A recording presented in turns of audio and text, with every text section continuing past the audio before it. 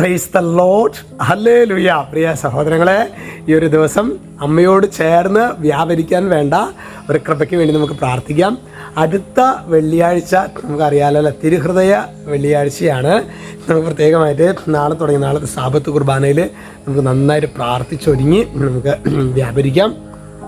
പ്രത്യേകിച്ച് ഈ കഴിഞ്ഞ ദിവസങ്ങളിൽ നമ്മളുടെ ഈ ഒരു വചനം കുറേ നാളുകളായി നമ്മൾ ശുശ്രൂഷ തുടങ്ങിയിട്ട് കുറേ കാലങ്ങളായിട്ട് കണ്ടുകൊണ്ടിരിക്കുന്ന ഒരു സഹോദരിയാണ്. അവർ കാണാറുണ്ട്. പറയാണ്ട് ഒരു 10-12 പേർക്ക് ഞാൻ എല്ലാ ദിവസവും അയച്ചു കൊടുക്കാറുണ്ട്. അപ്പോൾ അവർ പറഞ്ഞൊരു കാര്യമായിരുന്നു, എൻ്റെ അച്ഛൻ ഞാൻ ഒറ്റ എപ്പിസോഡിലല്ല എൻ്റെ ശുശ്രൂഷയിൽ ഞാൻ പല രീതിയിൽ കണ്ട് ഞാൻ ഏറ്റവും കൂടുതൽ ആഗ്രഹിച്ച ഒരു കാര്യം, എൻ്റെ ജീവിത പങ്കാളിയെ എനിക്ക് കുറവുകളോടുകൂടി ഉൾക്കൊള്ളാനായിട്ട്. അച്ഛൻ പല കാര്യങ്ങളും ഞാൻ ധ്യാനത്തിൽ ഇതിലൊക്കെ കേട്ടിട്ടുണ്ട്. നമുക്ക് ഈശോ നമുക്ക് വന്ന എല്ലാത്തിനും നമുക്ക് ഉൾക്കൊള്ളാനുള്ളൊരു കൃപ നമുക്ക് കിട്ടും. നമ്മുടെ ഇഷ്ടങ്ങളെക്കാൾ ഈശോയുടെ ഇഷ്ടം അത് നിർവഹിക്കാനായിട്ടുള്ളൊരു കൃപ. അപ്പോൾ ഞാൻ പറയായിരുന്നു, എനിക്ക് ജീവിത പങ്കാളിയെ ഉൾക്കൊള്ളുക എന്നുള്ളത് എനിക്ക് ഭയങ്കര പ്രയാസം. 10-15 വർഷമൊക്കെ കഴിഞ്ഞോട്ടോ വിവാഹം കഴിഞ്ഞിട്ട്. എന്നാലും ഈ സഹോദരിയുടെ ഉള്ളിൻ്റെ ഉള്ളിൽ വലിയൊരു നൊമ്പരമാണ്. ജീവിത പങ്കാളിയെ അദ്ദേഹം എന്നെ വിവാഹം പലതും പറഞ്ഞ് ചതിച്ചിട്ടാണ് കല്യാണം കഴിച്ചിട്ടത്. പല കാര്യങ്ങളും ഇല്ല. അപ്പോൾ അതൊക്കെ അങ്ങനെ കുറേ കാര്യങ്ങളൊക്കെ ഉണ്ട് അതിൽ. പക്ഷെ അദ്ദേഹം പറയായിരുന്നു, സഹോദരി പറയായിരുന്നു, മക്കളൊക്കെ അയച്ചു 3 കുട്ടികളായി. ഇപ്പോഴും എനിക്ക് അവരോട് ക്ഷമിക്കാൻ പറ്റുന്നില്ല എന്നുള്ളത്, അല്ലെങ്കിൽ അവരെ ഉൾക്കൊള്ളാൻ പറ്റില്ല എന്നുള്ളത് വലിയൊരു വേദനയായിരുന്നു. പക്ഷേ ശരിക്കും ഈ ദിവസങ്ങളിൽ ഞാൻ പല തവണ എല്ലാ ദിവസവും കണ്ട് പ്രാർത്ഥിച്ച് എനിക്കിപ്പം എൻ്റെ എനിക്ക് ഹൃദയം കൊണ്ട് എൻ്റെ പങ്കാളിയെ ഉൾക്കൊള്ളാൻ പറ്റുന്നുണ്ട്. Price the Lord, hallelujah. ഇതാണ് ശരിക്കും പ്രിയ സഹോദരങ്ങൾ അത്ഭുതം എന്ന് പറയുന്നത്.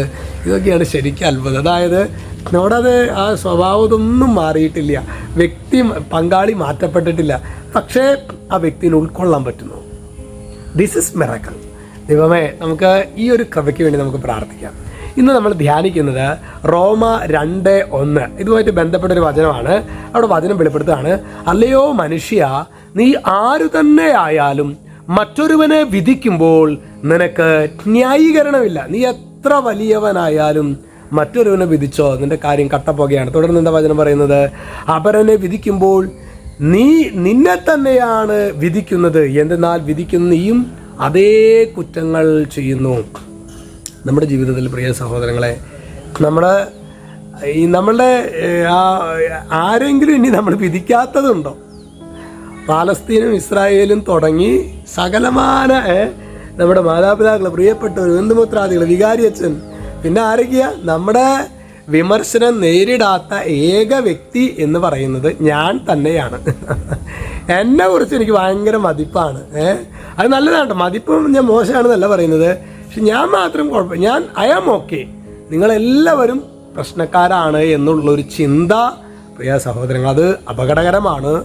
ആ വ്യക്തി അങ്ങനെ ഒരു മനോഭാവം നമ്മൾ വെച്ച് പുലർത്തുകയാണെങ്കിൽ നമ്മൾ എവിടെ ചെന്നാലും നമ്മൾ ചെല്ലുന്നിടത്തെല്ലാം പ്രയാസങ്ങളായിരിക്കും. നമുക്ക് ആത്മാർത്ഥമായിട്ട് ഈ ഒരു വചനത്തിൻ്റെ അഭിഷേകം ഞങ്ങളിൽ നിറയ്ക്കണമേ നമുക്ക് പ്രാർത്ഥിക്കാം.